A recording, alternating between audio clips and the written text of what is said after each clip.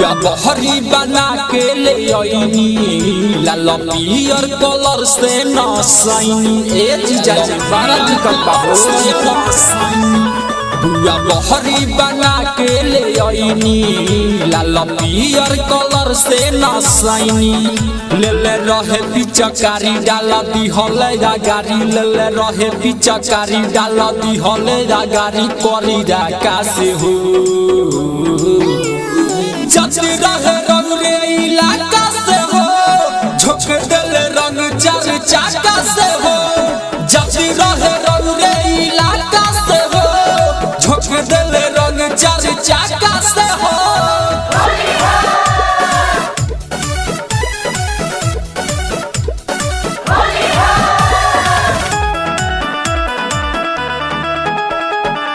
जीजा हो देखत रहे उठलाली नाता में लागत रही कादो साली भीरी में सोहर कैलाश गारी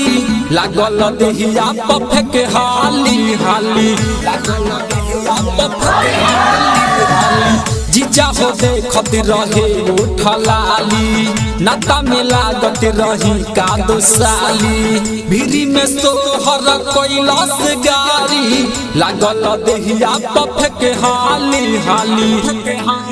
रहे बंदे के शीशा आइल हमारा दिशा रहे बंदे के शीशा आइल हमारा दिशा देख ले बाधा का से हो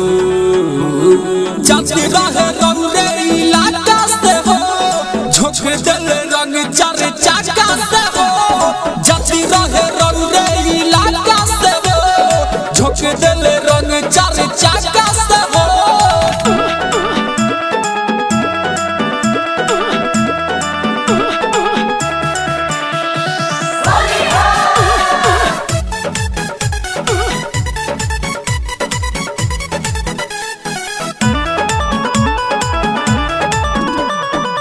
होली में कभो नहीं आएम दोबारा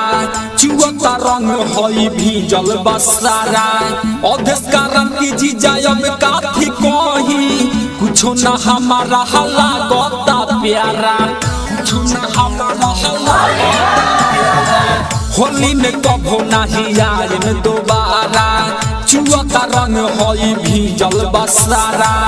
अधेश कारण की जीजा अब काफी कही कुछो न हमारा हला गोता प्यारा होई पारले जिया तो रंग की न तारे कादो होई पारले जिया तो रंग की न तारे कादो अपन दे के 100 टाका से हो जति रहे रंग रे इलाका से हो झोंक देले रंग चार चाका से हो जति रहे